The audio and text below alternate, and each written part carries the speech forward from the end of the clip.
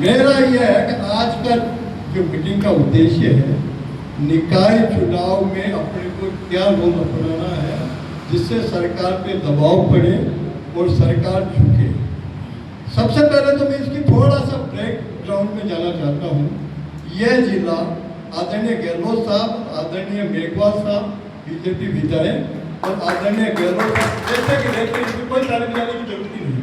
आदरणीय मेघवाल साहब और गहलोत साहब दोनों को, क्योंकि मेघवाल साहब की पावर था और गहलोत साहब चाहते थे शाहपुरा को, दोनों ने मिलकर जिला बनाया और वो सरकार थी कांग्रेस पार्टी की, तो विधायक थे बीजेपी के, दोनों का इतना सामंजस्य था, जिला बना। अब यह आंदोलन अपना क्यों चला कि जिला हटा? अपने जिला बनाने की कभी मांग नहीं की थी पिछले 20 सालों से, पर बन गया।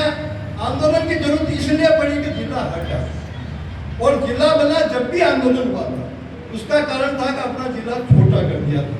चलो वो बात हो सकती थी, कोई आदमी कह रहा है कि इसको जिला छोटा किया इसलिए हट गया, तो ये अपने दिमाग से निकाल देना चाहिए कि जिला छोटा करने से नहीं हटाया, क्योंकि इससे छोटे सोलंबर, डीप और एक जिला और है, वो इससे छोटे थे पर वो जिला रहे। तो इसका पहला तो मैं कह दूं कि जो सरकार ने जिला बनाया, तो जिला बनने का मतलब छोटा हो चाहे बड़ा हो, जिला का जो फंड आता है, जिला जो बनता है, जो राशि आती है, जितना जिला होता है उसमें उपयोग। पहली चीज तो वो आंदोलन की अपन बुराई अच्छाई में नहीं जा रहे। उसके बाद जब ये आंदोलन चला, क्योंकि जिला हट गया, तो जिला हटाया सरकार ने, बजरंगलाल सरकार ने, बीजेपी सरकार ने। तो अपना विरोध है बीजेपी सरकार, बजरंगलाल, अपना विरोध एमएलए से भी नहीं होता, एमएलए साहब से अपना विरोध नहीं होता, पर उन्होंने कंदेड़ा वालों के साथ जाकर मुख्यमंत्री जी को ये या उप मुख्यमंत्री जी को ये ज्ञापन दिया कि ये शाहपुरा जिले में नहीं रहना चाहते हैं। तो एक हिसाब से ये शाहपुरा को, जिला की भूमिका को कमजोर करने का कदम था, इसलिए अपना विरोध विधायक साहब से था। हमने कोर्ट में जब ये संघर्ष समिति बनी उस टाइम भी मैंने कहा कि अपने को सरकार का विरोध करना पड़ेगा। अब उसमें आप ये मत सोचो बीजेपी की सरकार है इसलिए विरोध कर रहे हैं, कांग्रेस की सरकार है इसलिए, जिसने हटाया उसका विरोध करेंगे।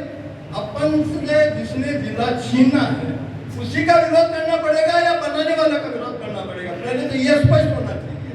जब जिला कांग्रेस पार्टी ने बनाया और हटाया तो विरोध, कांग्रेस पार्टी तो इससे दोष मुक्त है, उन्होंने तो जिला बनाया।